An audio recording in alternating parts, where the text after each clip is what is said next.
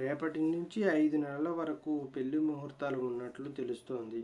సంబంధం కుదిరి పెళ్లి చేసుకుందామని డిసైడ్ అయిన తర్వాత కూడా మంచి ముహూర్తాలు లేకపోతే ఆ టైం వరకు ఆగాల్సిందే.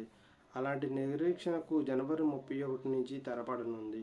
రేపటి నుంచి రానున్న 5 నెలల వరకు ముహూర్తాలతో పాటు తెలుగు రాష్ట్రాల్లో పెళ్లి సందడి మొదలు కానుంది. ఈ ఏడాది మొత్తంలో అత్యధికంగా పెళ్లిళ్లకు ఇదే మంచి కాలంగా చెబుతున్నారు.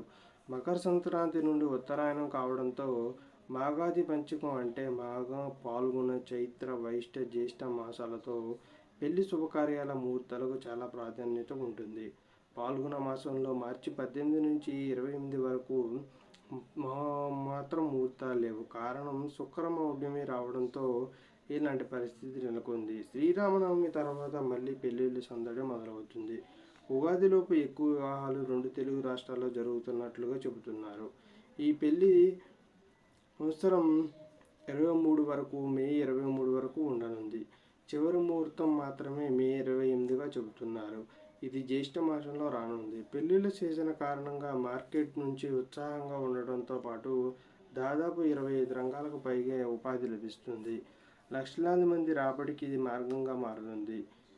పెళ్లిళ్లకు మంచి ముహూర్తాలు పెళ్లి చేసుకునే వారికి మాత్రమే కాదు, పలు రంగాల వారికి కూడా ఇది ఒక మంచి శుభవార్తగానే చెప్పుకోవాలి. పెళ్లి నుంచి మంచి ముహూర్తాలు నెలవారీగా చూసుకున్నట్లయితే మార్చి 1, 2, 6, 7, 12, 14, 15 పహార్లో కూడా ఉన్నాయి.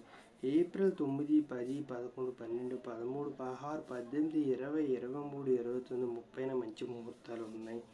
మే 1, 7, 8, 9, 10, 11, 14, 15 పహార్, 17, 18, 21, 22, 23, 28 కూడా మంచి ముహూర్తాలు ఉన్నాయని చెబుతున్నారు.